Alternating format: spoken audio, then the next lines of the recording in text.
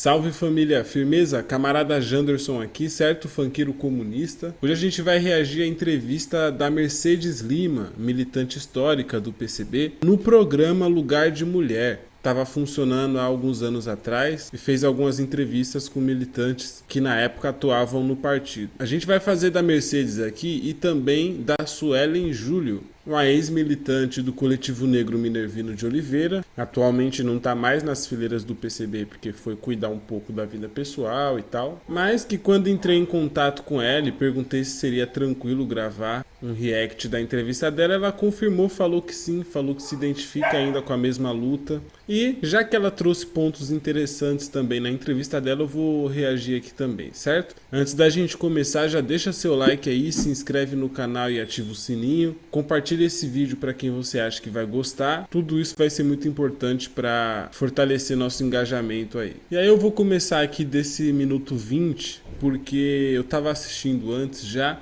e percebi que a partir daqui ela começa a falar sobre a experiência dela com o próprio 8 de março. E como hoje é 8 de março, Dia Internacional da Mulher Trabalhadora, eu achei relevante trazer isso aqui para o canal. Muito embora seja uma missão nossa, né, trazer sempre que a gente puder, sempre que vier na telha. Reconheço inclusive que eu preciso trazer mais conteúdos produzido por mulheres aqui no canal. Eu mesmo já notei aí alguns vícios do meu canal e a gente está determinado a corrigir sempre. E a gente já pode começar por hoje, não que seja a primeira vez, né? Eu já reagi a mulheres aqui, mas é verdade que é numa quantidade reduzida, até pela disponibilização dos materiais na internet mesmo. A gente percebe que existe uma exclusão e um esquecimento sistemático, né, da produção dessas mulheres. Não só de mulheres, mas de outras categorias sociais também, mas como hoje é o caso, vale a pena a gente falar disso aqui. Essa entrevista da Mercedes, por exemplo, se brincasse, ela ia ficar aí, ninguém ia lembrar. É um vídeo com poucos views, por mais rico que ele seja, assim como a entrevista da Suelen. Então é muito importante a gente recapitular aqui e dar esse espaço para que essas reflexões sejam feitas, para que essas palavras sejam ditas de fato e para que a gente circule com mais qualidade nossas ideias, com mais diversidade no perfil de quem espalha essas ideias. Então é isso, sem mais delongas, vamos começar aqui. Mercedes Lima, Lugar de Mulher. A Mercedes é militante do PCB desde os anos 60, resistiu à ditadura militar, participou de diversas lutas na história do Brasil, relacionadas à classe trabalhadora de maneira geral, assim como relacionada à mulher trabalhadora. E é rico a gente trazer essa experiência para cá. Deixo meu abraço, meu beijão para Mercedes, que é daqui de São Paulo, então tenho proximidade pessoal. Algumas vezes a gente se encontra por aí. Uma pessoa que gosta muito do meu trabalho e eu gosto muito de ouvi-la, de conversar, de lembrar que ela fez parte desse partido de maneira tão ativa e ainda faz, viu? Não é porque a trajetória é antiga que ela tem que ter data de fim. Continua firme na luta aí, camarada Mercedes. Então, ó, um beijão pra camarada Mercedes, tamo junto. E por fazer parte da fundação do coletivo feminista classista do PCB, o Ana Montenegro, você já deixou o seu edifício na história da humanidade, pode ter certeza. Não digo nem que você deixou o seu bloquinho na construção do edifício, você deixou um edifício na história da humanidade, porque esse coletivo tem todo o potencial aí para crescer e potencializar as lutas das mulheres. Apesar do choque que a gente viveu no PCB nos últimos anos, que diminuiu um pouco a quantidade de militantes, mas daqui a pouco a gente se recupera. Bom, sem enrolação, vamos lá para Mercedes. Essas duas coisas, essa participação, eu não tinha pensado em continuar. Digo, não. Ela estava falando aqui da formação dela no direito e tudo mais. Essa é a minha praia. E também porque você, dentro do direito, você ia vendo todo um tratamento que a mulher tinha tido no campo do direito, né? Então, você tinha Estatuto da Mulher Casada, né? Você vai estudar o Código Civil de 16 na época, agora temos um novo, né? Mas quem que era a chefia do casal, quem determinava um dos filhos de estudar. Imagina se a mamãe opinava sobre o local, que meu pai não acreditava em nada, mas acreditava que a escola religiosa era boa para formar o nosso caráter. Então, todas nós, nenhuma católica, nenhuma pentecostal, ninguém, nem o pai, nem a mãe, ninguém acreditando em nada, mas os filhos do meu pai, se pudesse, estudava tudo em colégio. Isso vai trazendo para mim, conforme eu vou estudando direito, e logo no primeiro ano, a primeira matéria é direito civil, uma tristeza. Mulher não era nada perante o Código Civil. O Código Penal, então, eu chorava em cima do Código Penal. Não porque fosse a prova difícil, mas porque era um absurdo aquela colocação de que o homem matava e era compreensível só porque ele era apaixonado. Essa era a visão. Da honra, a né? defesa Isso da existiu, honra. mano? Era Defesa e da essa honra? coisa vai chegando. Caralho. Eu entro em 68. Portanto, eu pego toda a ditadura militar e muito difícil fazer essa luta. Mas o 8 de março em São Paulo, ele já vinha com uma certa força. E durante a ditadura ele ganha um corpo, ele ganha corpo mesmo, que é um movimento como nós temos até hoje. É o quarto ou quinto, um dos quarto ou quinto maior do mundo, em termos organizacionais. Sei que as pessoas não dão muito valor para isso, mas faço questão de deixar isso Eu também aqui. não sabia dessa informação, não. Que no Brasil o 8 de março é o quê? Que ela falou? Quarto ou quinto? É o quarto ou quinto, um dos quarto ou quinto maior do mundo, em termos organizacionais. É, Sei um as que eu pessoas- lembro, um que foi histórico pra minha vida, um que foi marcante. Acho que o maior ato que eu já fui na minha vida foi o 8 de março de 2018, né? É um ano que tinha forjado ali no Brasil várias novas feministas, várias novas lutadoras sociais. A ascensão do Bolsonaro provocou esse crescimento, né? E, nossa, naquele 8 de março de 2018 foi muita gente pro Largo da Batata aqui em São Paulo. No Rio de Janeiro foi cheio, em BH foi cheio. Eu lembro que foi um dia de dupla tarefa minha. De manhã eu fui pra uma tarefa e de tarde eu fui pro 8 de março. Cheguei cansado. Mas ainda assim tive que ficar até o final, até porque ir embora era uma dificuldade. Era gente demais, a estação não abria. Olha, eu espero que hoje mais tarde, tem ato de novo, 8 de março, né? Lá na Paulista. E algumas semanas atrás, os golpistas bolsonaristas, né, da direita lotaram a Avenida Paulista. Defesa do Bolsonaro, para ele não ser preso e tudo mais, né? Bom, hoje a nossa tarefa, todo mundo, não só as mulheres, é lotar a Avenida Paulista e dar uma resposta ao bolsonarismo. Ou no mínimo, lotar a capital de outras cidades também, ainda que em São Paulo não seja maior do que foi o da direita. Porque o da direita contou com financiamento de vários políticos, financiamento de post na internet, caravana de outros estados com gente de direita. E a gente não vai ter esse recurso, né? Temos a vontade militante, um empenho militante para fazer tocar esse trabalho. Mas a gente consegue dar uma resposta qualitativa à altura, com nossas falas, nossos cartazes, com a conversa, com a troca de ideias no próprio ato, com a troca de contatos, com a pedagogia do próprio ato de modo geral. Espero que hoje seja um grande dia, né? As pessoas não dão muito valor para isso, mas faço questão de deixar isso aqui. E aí a gente começa a discutir. Primeiro no campo do direito, mas sou marxista, já era. Então não era bem com essa visão, aí começamos a ter uma visão mais à esquerda. O problema é que durante a ditadura era muito difícil fazer o 8 de março. O 8 de março era um negócio simbólico para a polícia. Então os delegados falavam, nós vamos lá, porque é tudo comunista. Quando a gente ia reclamar, mais para frente um pouquinho, quem dera, né? 70, etc. Que aí, eu acho que foi a Melinha Teles, a autora dessa frase, quem ama não mata. E como é a Melinha Teles, ela é uma guerreira, a Melinha. E a Melinha Teles, não temos que ver isso, porque quem ama não mata, não pode ser esse negócio da paixão.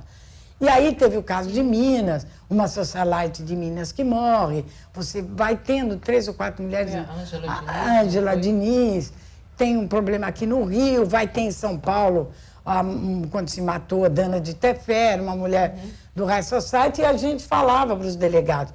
Ele dizia, isso é coisa de comunista e das operárias, com maior desprezo. E a gente dizia, não, quem ama não mata. Isso não importa quem seja essa mulher. E no 8 de março, em que eu estou no comando do ato, em cima de um caminhão como segurança, porque a gente leva, até hoje, você leva 6, 7 meses para montar o 8 de março, que vocês veem na avenida, e que a Rede Globo fala assim, plim, plim, ontem foi 8 de março, já acabou. Mas a Rede Globo, né, não sabe que a gente leva meses para montar aquele negócio. Ou sabe e não convém falar, né? Para não dar a tamanha importância para essa mobilização. Um dia uma senhora, eu vi que era uma coisa absurda em relação a nós, cheia de joias nas mãos, e com colar de pérola, tudo é muito elegante, chorando lá embaixo do caminhão, pedindo para subir. Enquanto tinha uma companheira falando, eu desci e falei, a senhora não está entendendo. isso aqui é organizado. E eu fui gentil com ela, olha, são 6 meses de organização, como é que a senhora vai falar? Aquele jeitinho da Mercedes, quem vai falar. né? Quem é que fala no 8? Quem organizou, a senhora estava aqui, a senhora não está. Mas alguma coisa, eu sempre tenho esse tipo de curiosidade. Alguma coisa na minha cabeça, a senhora está chorando tanto, então vamos fazer o seguinte, a senhora vai subir. A senhora vai subir, mas vamos fazer uma coisa, eu seguro o microfone. Eu não sei o que é, eu não sei quem é a senhora.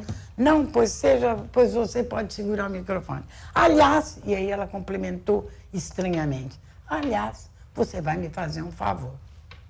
Ela subiu, eu pus o microfone na boca. Aí ficou uma situação misteriosa, né? Você não sabe o que vai acontecer. Difícil. E ela começou a falar, só começou, ela disse boa tarde, em frente ao Teatro Municipal. Num gesto súbito, ela abriu a blusa. Tinha lá embaixo em torno de 5 a 10 mil mulheres, mais ou menos, como eram os dados durante a ditadura militar. E ela abriu a blusa. Tudo isso aqui dela estava queimado, de ponta de cigarro. Nossa, ela era, mano. e aí ela se anunciou quem ela era. Eu sou a esposa, ou ex-esposa, sei lá eu como é que era a situação, de um professor da Universidade de São Paulo. Nós chamamos, os fotógrafos avançaram nela, avançaram nela, e com aquela foto no jornal, nós fomos no primeiro DP, uns 15 dias depois, de maneira desorganizada.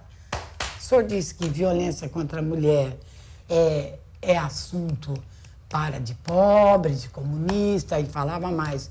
Esse é um problema da mulher negra, assim mesmo, na nossa cara. O senhor está vendo isso aqui? É uma mulher esposa de um professor da Universidade de São Paulo.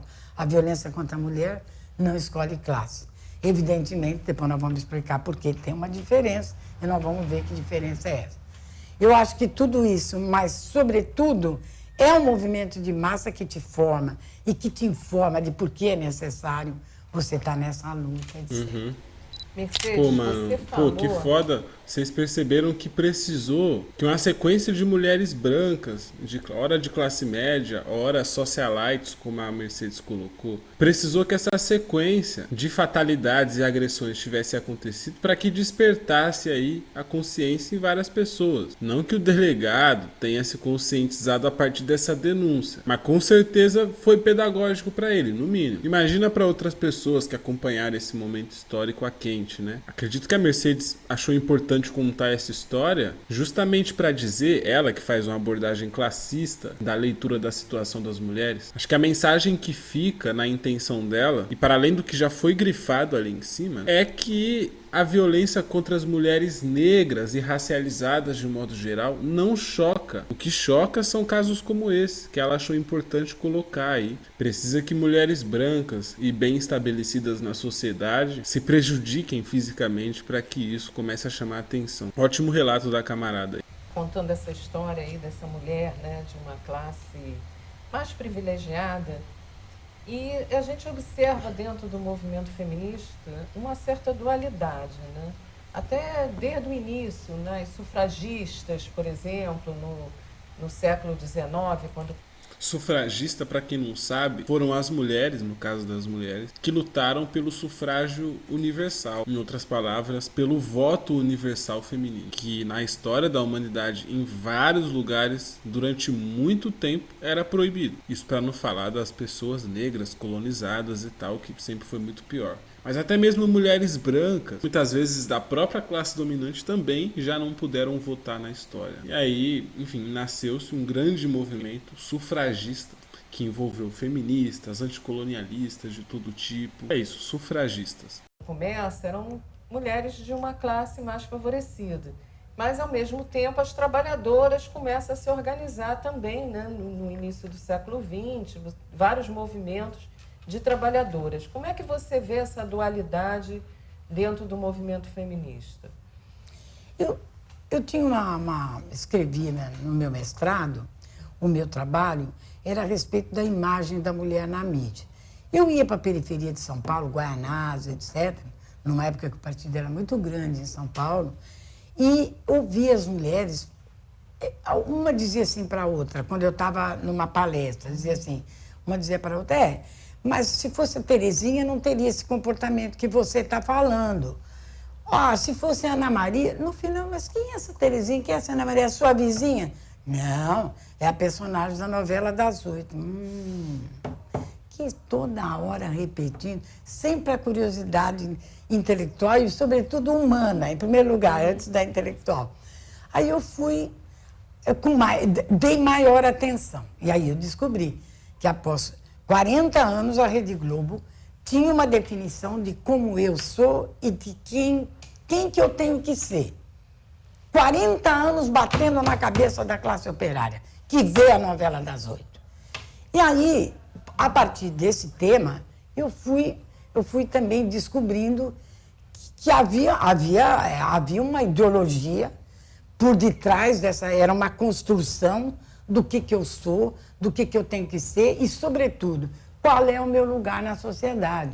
Se eu sou empregada doméstica, eu não tenho que ter direito de fala na novela das 8. Isso é um negócio assim, é um poder, né? Um poder num canal de televisão, ou 2, 3 canais de televisão, gigantesco. Só que aí também eu descobri que um quarto ou quinto maior produto brasileiro vendido no exterior, eu quando fiz o trabalho para mim, não fiz para ninguém, eu não pensava em nada. Fui ver o que era aquilo. Porque é uma forma de dominação, a comunicação. A gente aprende isso nos primeiros cursinhos do PCB, dos movimentos sociais. Mas era diferente quando eu fui ver, bom, mas se aquelas mulheres da periferia, estava definido o papel delas. Elas não podiam falar. Outra coisa, as mulheres negras. O papel da mulher negra naquela época era de escutar as dores e problemas da mulher branca. Você pega 40 anos de novela, hoje, não vou falar sobre hoje, mas foi e deve continuar assim, mas provavelmente com uma. Enfim, aí eu fui andando pelos países. E o primeiro, porque as pessoas se interessaram pelo tema, uma vez que acho que ninguém tinha pensado, né? Também não sei. Não me importa agora, eu fiz para o meu deleite e curiosidade, mas claro, a gente, como comunista, não serve só a você, o seu conhecimento tem que servir para todo mundo. Isso foi a sua dissertação? Essa foi a minha dissertação. Aí eu comecei a receber convites do Equador, de Portugal. O primeiro convite que eu recebi foi lá em Lisboa. E o seminário estava escrito assim: bom, Mercedes, nós estamos te convidando para uma mesa para você falar esse negócio aí das novelas. Tá bom. Dentro o título do trabalho era um trabalho maior, numa grande universidade cultural dos Estados Unidos, de Portugal, e o trabalho era os feminismos. Eu falei, olha, eu vou aceitar, não vou negar aqui, fui saber primeiro das camaradas lá, o que era aquilo, onde que eu estava, porque você vai pelo mundo, não sabe direito quem é que está convidando, né? Aí, não, são umas socialistas aí, mas vocês vão, que vai ser interessante, nós vamos até lá te ouvir. Mas nós não estamos na organização, não queremos te deixar claro isso. Ok, pronto, eu já sabia onde estava pensando. Isso o pessoal do Partido Comunista do Partido Comunista de Portugal. E aí, não, mas aí quem estava fazendo era a socialista. Não, mas vamos lá e tal. Mas aquilo me intrigou. Haveria feminismos? Na minha cabeça até então, feminismo é um movimento social com teoria própria, que se insere, né, na sociedade com essas teorias, e ele é uma coisa só. Eu não concebia feminismos. Para mim não havia dualidade. Feminismo era... Quem foi que criou? Quem foi que pensou no feminismo? Não foram as comunistas russas? Não foram as comunistas alemãs? Não foram as comunistas norte-americanas? Exatamente. Não excluo nenhum dessas... E as europeias. E outras, né? E outras. Então, mas quem eram essas mulheres? Eram comunistas. Então, a primeira coisa que eu noto, isso eu estou na década de 80, meados de 80, é que havia um apagamento. Se apagou essa história de todos os panfletos que circulavam no 8 de março. Nós estávamos fora também. Né? Importantíssimo relato da Mercedes. Enquanto organização e tal. Até para explicar depois a existência do Ana Montenegro. A gente ia, era a cara do partido. Ou São Paulo sempre teve no PCB Secretaria de Mulheres estadual. Municipal não precisava, mas tinha uma Secretaria de Mulheres. Honrando, inclusive, o que havia nos partidos comunistas da Rússia, da Polônia, enfim. A gente tinha isso, mas ia como secretaria de partido. O que para, por exemplo, as petistas era uma novidade, uma vez que para elas não tinha isso do partido. Elas tinham lá umas organizações, para onde depois a gente entende que tem que ir também para esse campo. Nenhuma crítica, os camaradas, as companheiras tinham uma outra visão. Bom, mas daí feminismos. E eu resolvo, tinha a palestra, ao invés de eu ficar passeando alguma coisa, eu fui assistir toda, para ver o que era aquilo de feminismo.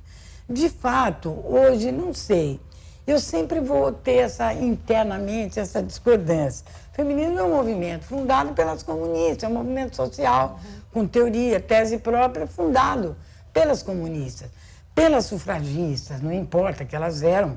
Clara Zetkin era sufragista, né? Não dá para negar. Mas é claro que ela tinha ela era sufragista, mas o olhar dela era um outro olhar. Não era o olhar que tiveram, por exemplo, as sufragistas brasileiras. Sufragistas brasileiras, eu não creio que pensassem, então todo o povo tem o direito de votar. Não era bem isso. É que a preocupação das sufragistas brasileiras nem sempre foi garantir sufrágio universal, direitos e etc. para mulheres trabalhadoras e operárias e comunistas. Importante ela lembrar disso aí, fazer essa diferenciação com o contexto que Clara Zetkin, por exemplo, teve que enfrentar. A camada, Ana Montenegro vai apontar numa obra dela, ela diz assim, é esquisito, é muito estranho que as pessoas, essas mulheres, por isso às vezes eu fico na dúvida, Marta, da gente homenagear nos documentos do PCB e nos documentos que a gente faz para as mulheres, algumas mulheres que foram valentes, etc., mas elas não estavam ali exatamente servindo a classe trabalhadora. Então, para mim, o feminismo é isso, né? É esse movimento, mas que vai olhar, que vai lutar sempre com essa perspectiva futura. Primeiro da revolução, e aí não tem, é estratégico mesmo. E, agora, há mulheres a mulher que lutou pelo voto no Brasil. A Ana diz assim, eu acho interessante que mulheres da década de 20 e 30 brasileira lutaram muito, eram sufragistas também. Mas a Ana diz assim, e é só a Ana, inteligente, ela diz assim, mas é estranho, por que ninguém tem nada contra o Código Civil? Ana era advogada, além de jornalista. Por que ninguém tem nada contra, por exemplo, o Código Civil ter como chefe de família fulano? Isso era uma coisa importante para a classe trabalhadora e para, já que se está falando numa luta para todas, sejam trabalhadoras ou não, mas que iria pegar as trabalhadoras. Queimar os sutiãs em praça pública, para a classe operária, tanto fazia. Não é nada concreto. De certa maneira. Não é nada, não resolveria nada, de fato. E aconteceram protestos assim, né? Muito mais efetivo é mexer no Código Civil, de fato. Porque elas estavam, nessa hora, havia um certo... O pleno emprego não existe no capitalismo, então fica proibido a gente falar que havia um pleno emprego. Mas eu peguei uma época em que o nível de empregabilidade era maior, não é nem de hoje, porque hoje nós estamos perdidos, né? Com o governo Bolsonaro e tudo. Mas, assim, apenas para você saber de que época eu estou falando, né? Eu acho assim, é difícil para mim, né, da velha guarda feminista, entender os diversos feminismos. Mas, digamos, há mulheres que se dizem feministas e que estão nessa luta, digamos, pelo empreendedorismo. Elas acham que isso é feminismo. Eu estou lutando. Mas eu tenho que, acho que podemos fazer essa divisão binária no máximo, né? Eu tenho quem está do lado da mulher trabalhadora e tem as mulheres que lutam por direitos mais gerais. Esse feminismo empreendedor e tal, vamos chamar assim, eu já vi circulando por aí, sim. Opiniões supostamente feministas e que defendiam, na verdade, uma emancipação, com muitas aspas, cujo auge é ser uma mulher capitalista. E isso, olha, não é um movimento libertador, uma vez que ser capitalista é cumprir um papel de classe dominante na sociedade. Então você estabelece novas relações de domínio, empregando os outros, né? Não vamos esquecer que existe algo chamado mais-valia, exploração da força de trabalho. Hoje a palavra empreendedorismo, ela parece linda, né? Ela é grande, todo mundo sabe falar e todo mundo sabe o que é. Aparece essa palavra, a pessoa pensa em cheiro de ar-condicionado, escritórios, coisas novas, empreendedorismo. A verdade é que essa palavra esconde atrás de si exploração da força de trabalho, cansaço, mal-estar físico, mental de quem está no processo do trabalho, da produção. É isso que essa palavra esconde. E tanto o movimento negro, empreendedor, o movimento feminista, empreendedor, tudo isso está, na verdade, essencialmente educando pessoas para que elas, quando puderem, estabeleçam novos pactos de domínio, novas relações de domínio. Então não é nada emancipador isso não, tá? Emancipa individualmente uma pessoa, emancipa, né? A eleva para a posição de classe dominante, mas isso consiste automaticamente na exploração de várias outras, homens e mulheres, pretos e brancos. Então não emancipa ninguém você ficar incentivando os outros a empreender. Nós também lutamos por direitos mais gerais, mas de que campo? É do campo da mulher trabalhadora, né? Esse é o campo que mais nos interessa. O que não quer dizer que vitórias eventualmente concedidas por alguma daquelas pessoas que estudaram lá na USP em 1920, 1915, sempre teve. A Saraiva lá, tem umas mulheres que são homenageadas. Eu confesso, eu não as homenageio. Pô, não tem importância se alguém Cada aqui um com olhar suas bem escolhas bacana, políticas, né? pode ser até uma certa ignorância. Não E a faz Mercedes mal, tem uma mas boa escolha. Intimamente.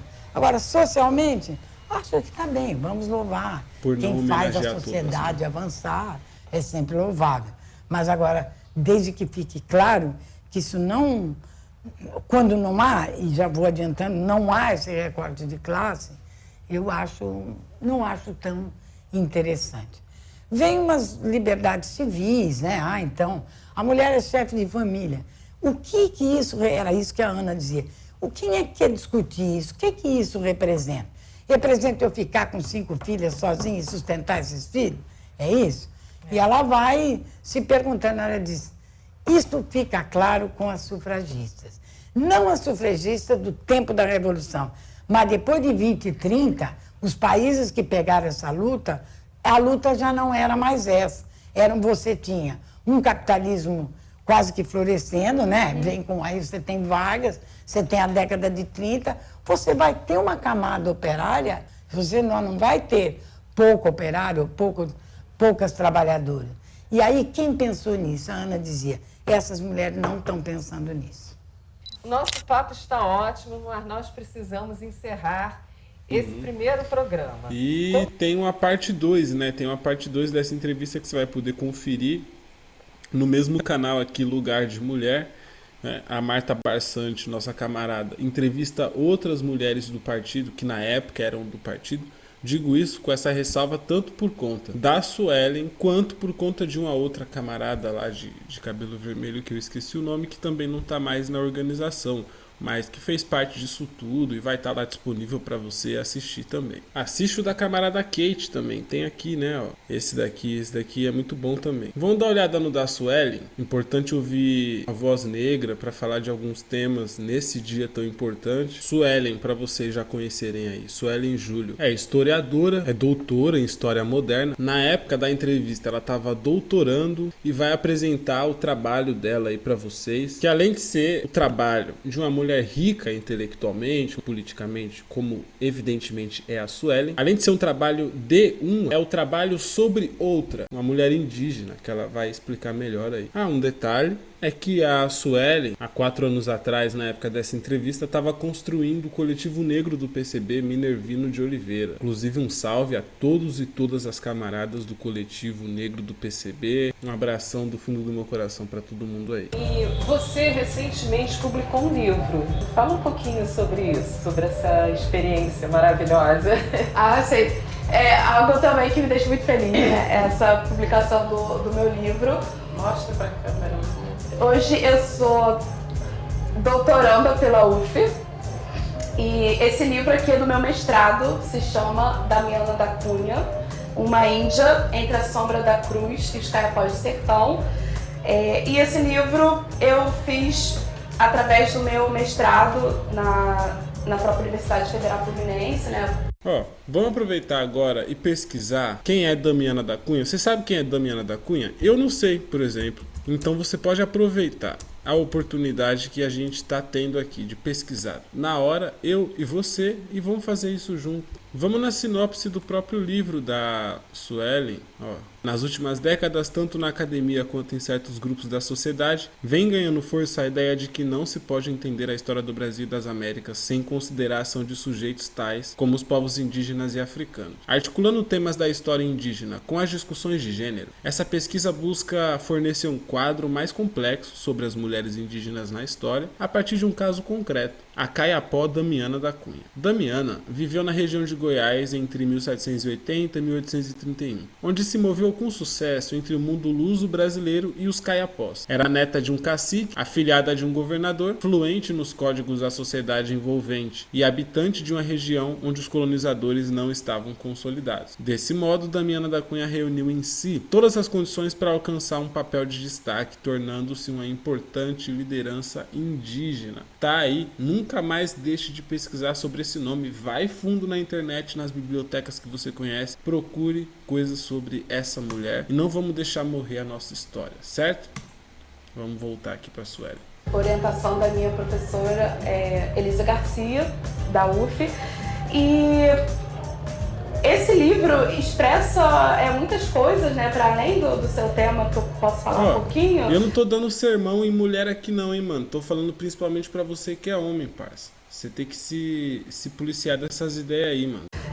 Expressa mais uma vez a questão das oportunidades. Na universidade, eu tive oportunidades que eu nunca pensei em ter assim na minha vida, sabe?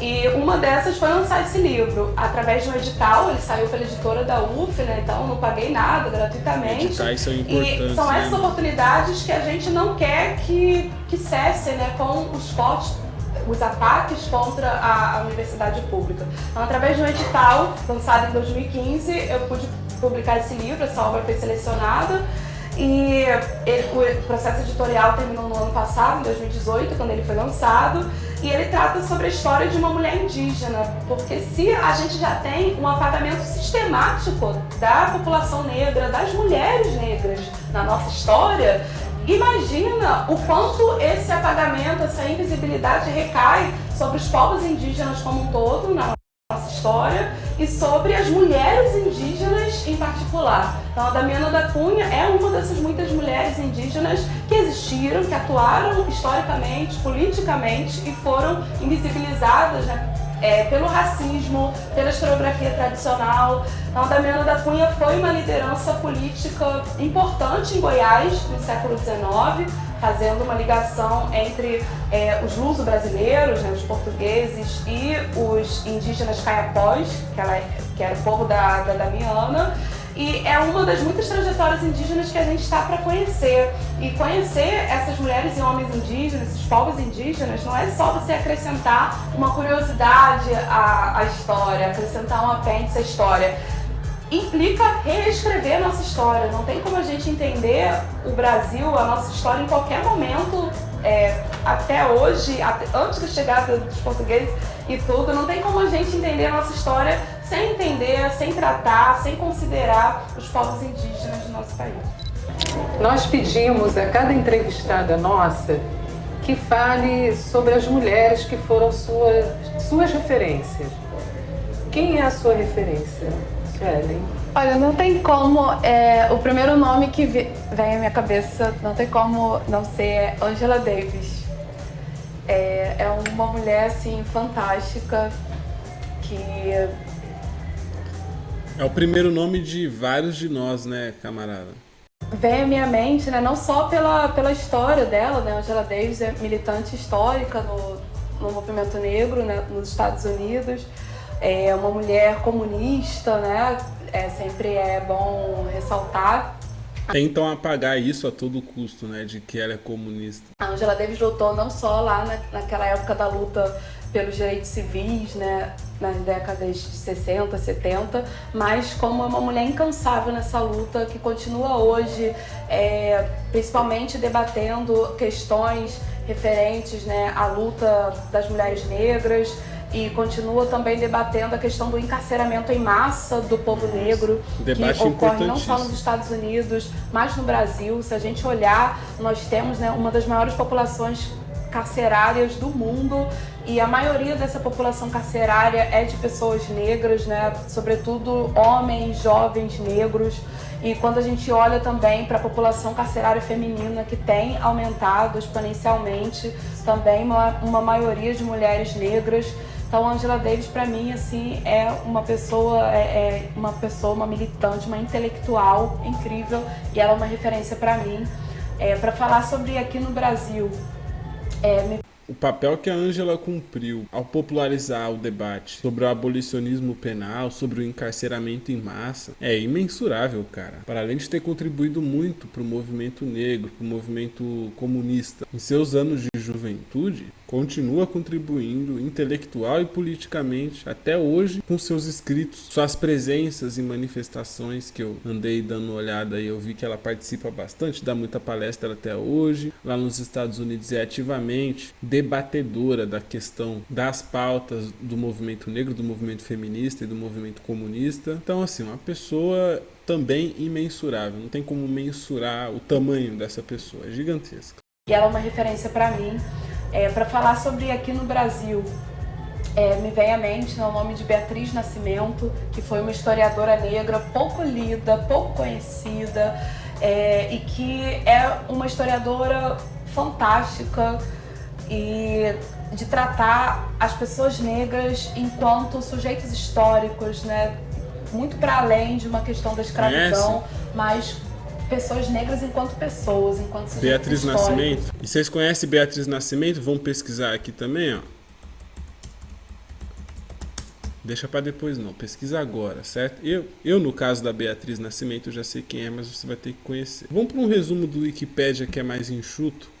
Qualquer dia a gente volta na obra dela em si, com mais detalhes. Maria Beatriz Nascimento foi uma brasileira historiadora, professora, roteirista, poeta e ativista pelos direitos humanos de negros e mulheres. Nascida em Sergipe, migrou com a família para a cidade do Rio de Janeiro, onde formou-se em História pela Universidade Federal do Rio, especializou-se na Universidade Federal Fluminense, a mesma, inclusive, da Suelen, e fez parte do corpo discente do curso de mestrado em Comunicação Social da UFRJ. Tornou-se influente nos estudos das relações raciais no Brasil após sua notoriedade em organizações acadêmicas do movimento negro. Suas obras mais notórias são o documento Ori, de 1989, e artigos sobre o conceito de quilombo na história, raça, racismo e sexismo. Enfim, pesquisem bastante sobre Beatriz Nascimento. A riqueza da obra dessa mulher é pouco comentada, não precisamos nem falar porquê. E esse é o seu momento de virar essa chave e passar a consumir intelectualmente essa intérprete do povo e da história do Brasil. Uma intelectual incrível. E também teriam nomes, né, de mulheres comunistas, né, como a Maria Aragão, que foi militante do Partido Comunista, Maria Aragão, né, foda. aqui no Brasil. Maria Aragão foi uma médica, essa eu conheço também, maranhense, uma médica maranhense, militante do PCB, grande lutadora pela saúde das mulheres trabalhadoras. Maria Aragão já foi o nome do meu primeiro núcleo da OJC, aqui na Noroeste, na zona noroeste de São Paulo. No PCB a gente tem a tradição de dar nome para os organismos, nomes de militantes históricos, nomes criativos, né? Para inspirar novos militantes, aquela coisa toda é importante. E quando a gente fundou o nosso primeiro núcleo da OJC aqui da Noroeste, só tinha homens negros, 4 homens negros, a gente pensou, porra, a gente precisa colocar uma referência foda pra gente. Daí a gente escolheu Maria Aragão com muito orgulho.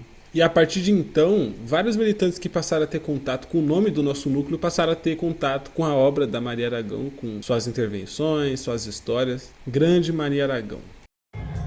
E, assim, os nomes seriam vários. Infelizmente, mulheres que têm sido apagadas, né, na nossa história, mas que cabe a nós trazer à tona esses nomes, cabe a nós, muito mais do que trazer à tona esses nomes e essas histórias, continuar a luta que essas mulheres travaram, continuar a luta que permitiu que nós chegássemos até aqui, né?